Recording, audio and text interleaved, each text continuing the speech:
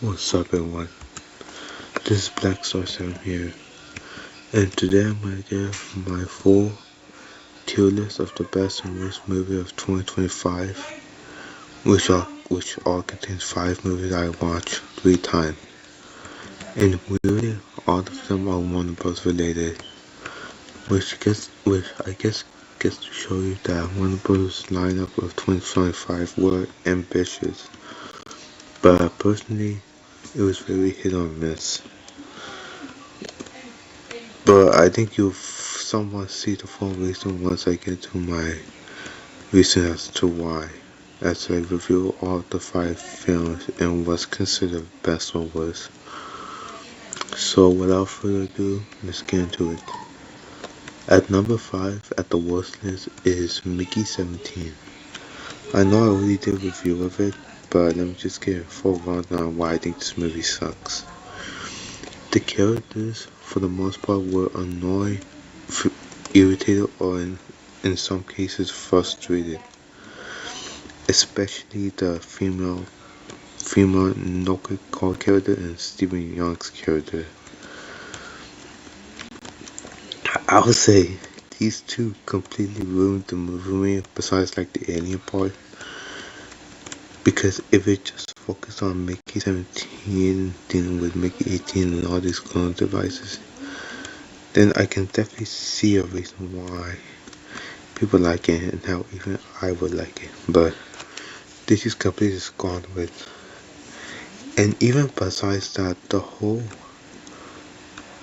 premise of the Mark Ruffalo character being an antagonist is pretty dumb because the film tries to make you believe that what Mark Ruffalo is doing is bad, which for some parts of it, yeah, but for a lot of time it seems like he's just doing what every reasonable president campaign is doing of them making them rules or what's considered right or wrong. And the whole speech of Knuckle Haunted character about Marco and what he's doing to the aliens is honestly kind of bullshit because, well, first of all, one of the soldiers of Mickey 17 that he was wearing the Ice Age literally died from them. Like, I know they didn't outright like eat them, but they still caused the ice to break down and even tried to attack them at one point. So I really do not get understanding. And second of all, I could probably see and understand him if there was like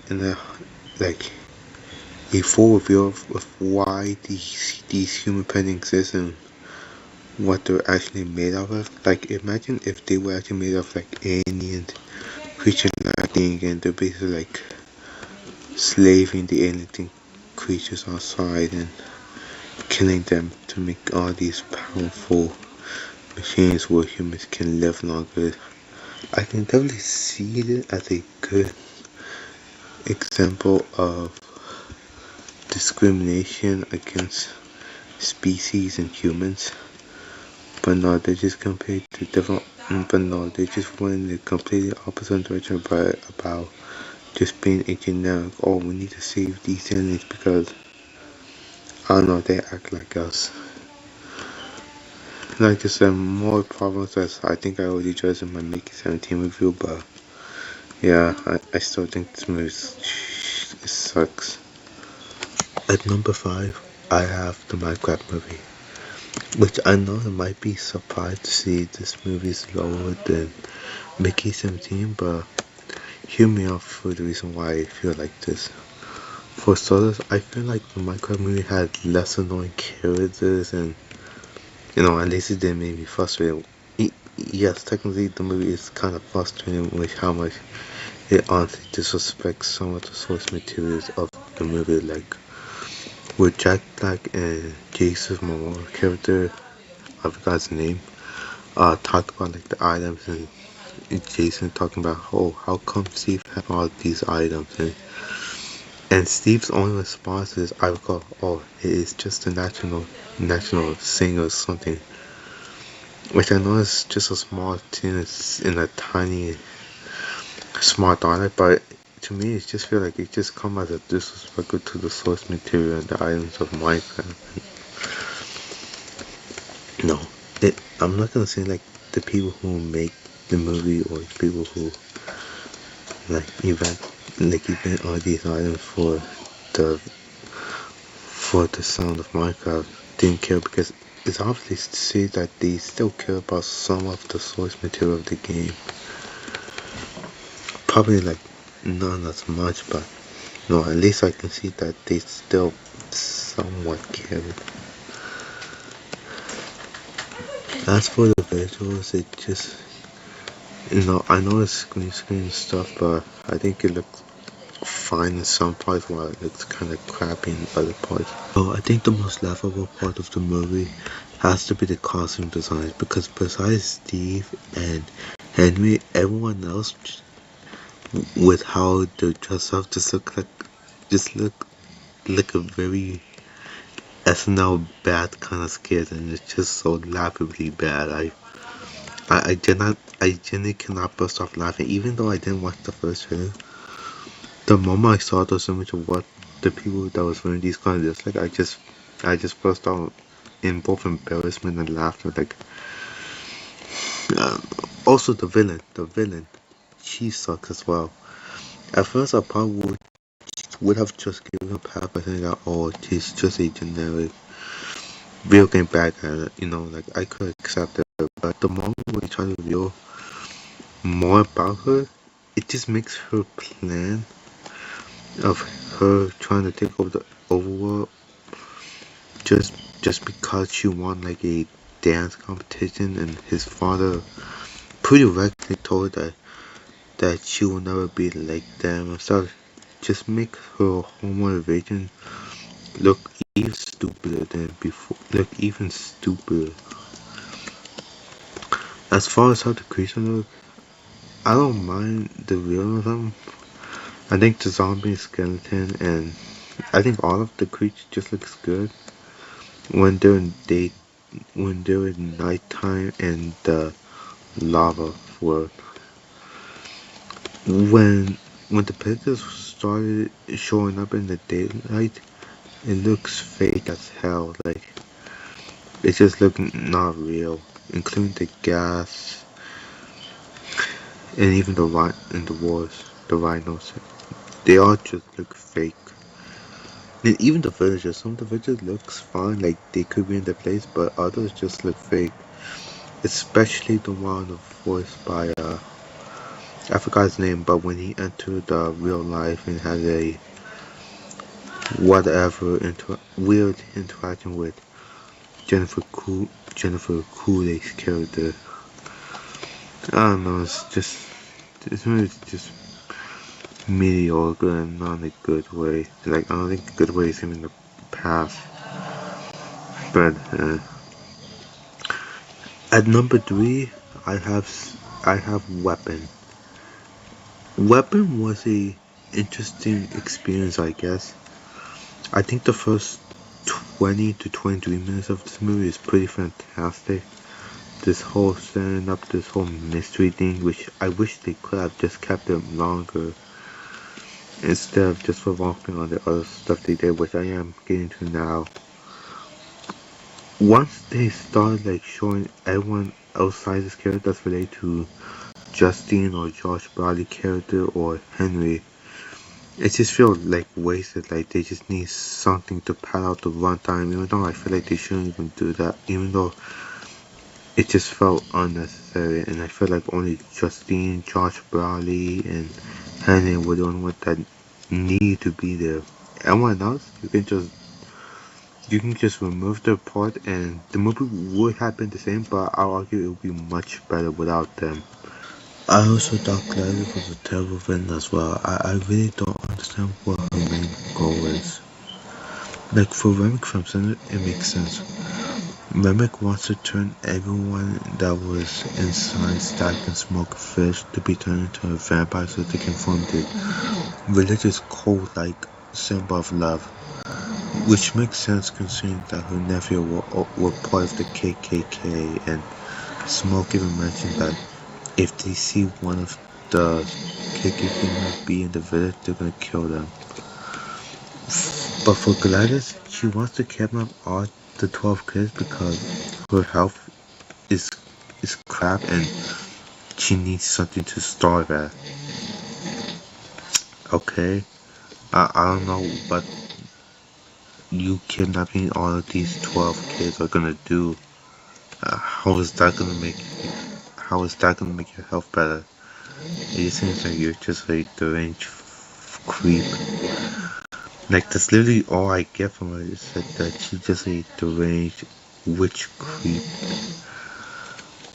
Which probably doesn't help because there was literally a poorly hint added during like the beginning, not like the beginning, but somewhat in between the middle where Josh Browning's character had red paint and put the word witch onto Justine's car, which spells the word witch.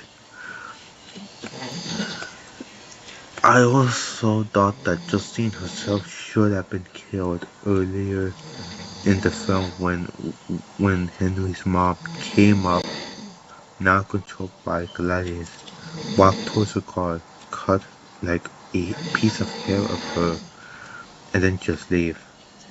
I don't know how come they couldn't like turn Justine into like a control creature just like what they did with James and Paul, or like even Josh Bowley when he was eventually turned into one of them. I don't know, it just seems like wasted potential to just have be killed, which I think could have actually benefited the movie more because this could have given this movie like a sort of, oh, this is a mystery movie. They're gonna figure out who took out these 12 kids, but also figuring out at the same time like who's also causing some of these deaths to appear when the news broke of the 12 kids disappearance. I don't know, just wasted potential. And for number 4, I have Sinners. First off, I do not like Ryan Coogler's films at all. He makes some fine films, and I guess I do appreciate making bucks off of mediocre superhero movies. When Ryan Coogler is like mediocre, he's just pretty forgettable and annoying, but it's the complete opposite of this movie. He needs to get the hell away from Marvel stuff and do more movies like this because this shit is legit amazing. No more Black Panther, more Sinners.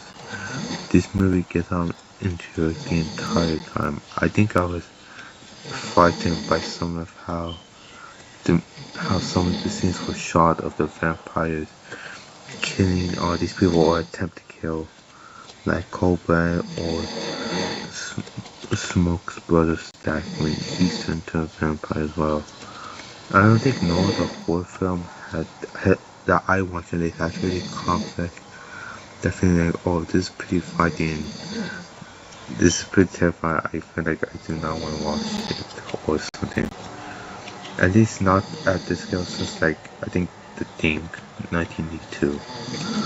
This is a vampire horror film and they do it phenomenally. Now unfortunately Haley Steinfeld character isn't like my personal favorite or feel like she's the weakest out of this performance. Until like she at the bar that Smoke and Smackdown, but Michael B. Jordan, Sammy's voice actor and Remix as well just do a phenomenal job at it. Unlike with all the other side characters like Dr. Lou or Stank's mother. And I really do hope that Ryan Coogler makes more movies like this in the future. And for number 1, I have one battle after another. Much like Mickey 17, I already reviewed this film, so I won't go too much, but here's the stuff that I really like. I really like Bob, or Rocket Man, as for short. He's just this guy who really cares about daughter and just trying to make sure all his safety and not trying to like gets through the stuff as his past experience of being a war revolutionary of trying to take over the immigration. Senpei's character is a fun antagonist, and even the minor characters that appear, not less but more like Sensei or Billy West, just do a phenomenal job introducing who they are and how they're able to help Paul or Rocket Man get to where her daughter is, and so forth. And speaking of which, the ending of this movie is pretty fucking fantastic, and some of the shot this is pretty surreal. Like obviously this, like Paul Thomas Anderson has influence of a lot of like old Western films or even films from like the 70s, 60s, like The Deception and others. Even Jaws, weird enough, that's more what I research about one battle after another. But little stuff like that really makes me appreciate the film more, and the passion and appreciating Paul Thomas Anderson did. Often top of that was fantastic camera shot and just a pretty heartwarming film in general. And for that is the best movie of 2025. Thank you all for watching and see you later.